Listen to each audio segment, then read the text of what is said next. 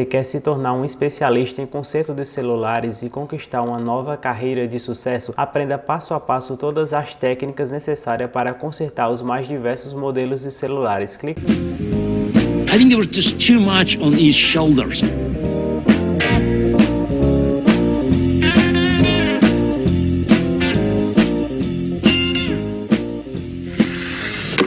You tell us how old you are and where you're from. I'm 15, I'm from Brooklyn. He is 15 years old and he is from Brooklyn. All right?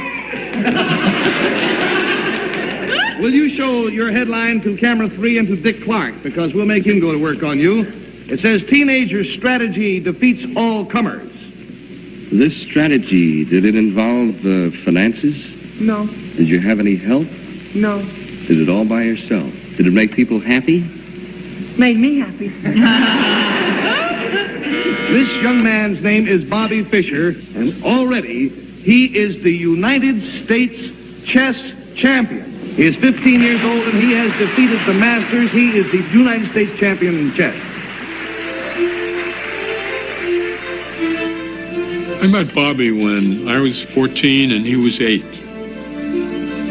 in one of the chess clubs in Manhattan.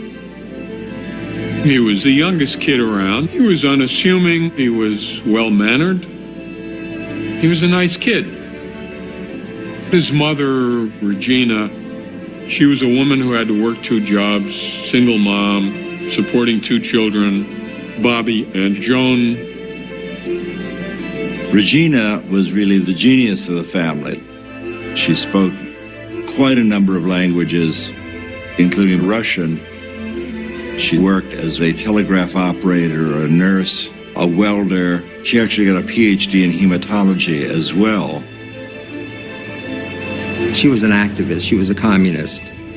And the FBI files on her are quite extensive. His mother was hounded by the FBI because they thought she was possibly a Soviet spy. This was a period when Jew and communists were equated. So his mother denied his Jewishness. His mother told him if he would be sitting on the stoop at 560 Lincoln Place, apartment 4Q, and somebody would come up to him and ask him a question, he would say, "I have nothing to say to you." That was the proper answer that his mother told him to say. You're from Brooklyn originally? Chicago, well, born in Chicago. Moved to Brooklyn when I was about 6. I lived on the coast. Were you playing chess by then? No, I learned in New York, yeah. At what age? 6. When did you start to get serious about chess? Well, when I was maybe 7. If you can think back to your childhood and all the things you did after school and on the weekends, and imagine just filling all that in with chess study, chess lessons, chess practice, chess.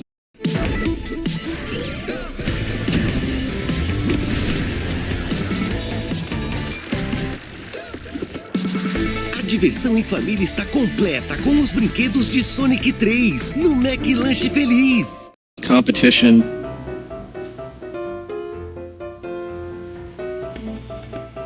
Sure, Bobby Fischer starts with a very exceptional mind. But genius is not only about a particular innate gift for X. Genius is about a desire to do X. It's about a willingness to sacrifice. It's about an ability to develop that kind of obsessive interest in perfecting one's ability to do some task. People who studied expertise have looked at classical music composers, at surgeons, at chess players, interested in figuring out what do high achievers have in common. They have always, almost without exception, put in 10,000 hours of deliberate practice first. From very young, he was really living for chess. Even when he was eating, he would always have a chess board with him and study new variations. That love component is such an enormous part of the achievement of any kind of genius, because if it's dutiful, there's no way you can be that obsessive about it. There was nothing else he would rather do.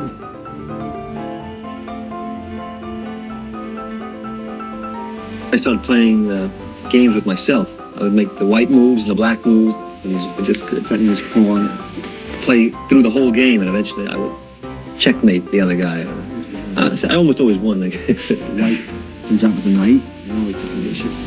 Then my mother started to get worried that it wasn't healthy to play chess by myself all the time. Now black surprise on history. Regina was so worried that she decided to take him to a psychiatrist. And the psychiatrist said, "Don't worry, there are worse things to be obsessed by than chess."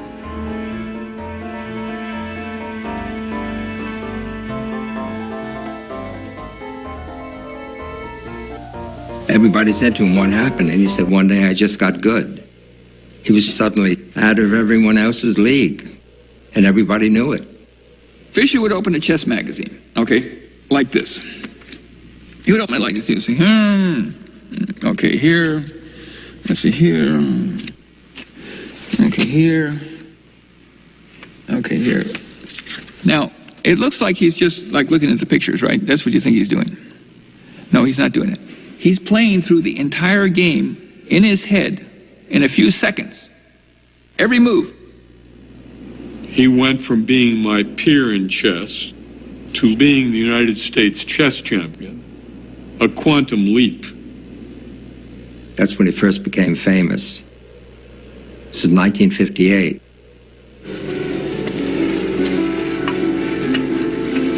No chess player ever made much money in those days. And my father basically arranged an exhibition tour for him in which he went from city to city playing anywhere from 40 to 80 people at a time. And I don't know how much he got then, maybe $5 a board.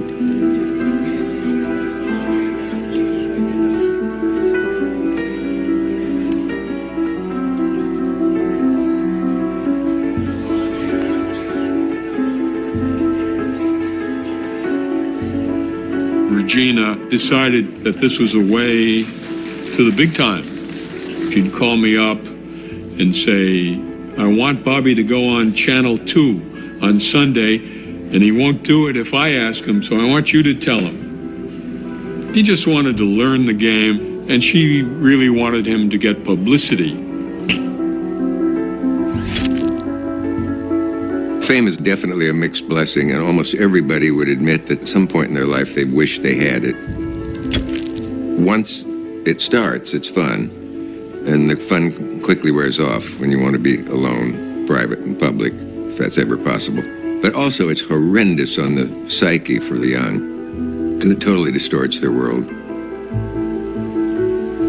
He had all these people around who really wanted a piece of him. If they only wanted to be in his glow. And people have all kinds of motives, not always in his favor. They're trying to make money out of him. They're trying to be associated with him. They're talking behind his back, He couldn't stand any of that. Particularly, he couldn't stand the press because he was such an individual. He was an ideal object for caricature.